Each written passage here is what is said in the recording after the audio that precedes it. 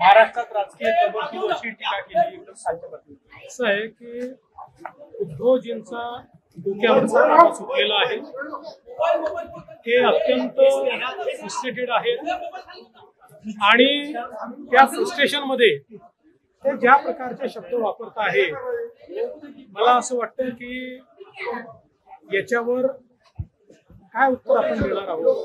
किंवा एखादा व्यक्ती अशा प्रकारच्या फ्रस्ट्रेशन मध्ये डोकं बिघडल्यासारखा बोलतो, तर त्याला फार उत्तर द्यायचं नसतं. पण हे भाषण करून जे अमित शहानी सांगितलं होतं औरंगजेब फॅन क्लब, आपण औरंगजेब फॅन क्लबचेच आहोत हे मात्र उद्धव ठाकरेंनी दाखवून दिलं. सचिन म्हटलं की माझी नार्को टेस्ट करा, अनिल देशमुख पीए कडनं पैसे घेत होते असं थेट आरोप केले. असं आहे की मी पण माध्यमातून हे बघितलेलं आहे आणि त्यांनी काही मला पत्र पाठवलं असं देखील तुम्ही दाखवलेलं आहे.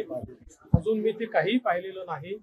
आणि मी नागपूरमध्ये आपल्याला गेले 2 दिवस असं काही आलंय का, कोणाकडे आलंय का, हे सगळं पाहिल्यानंतर मग त्याच्यावर मी रिॲक्ट करेन.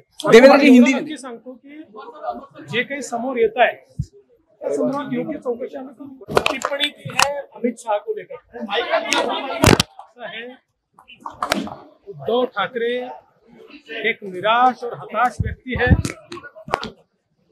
और इस निराशा के कारण उनके दिमाग पर बुरा असर हुआ है. और आज का भाषण करने के बाद उन्होंने ये दिखा दिया कि वो सचमुच औरंगजेब फैन क्लब के सदस्य हैं.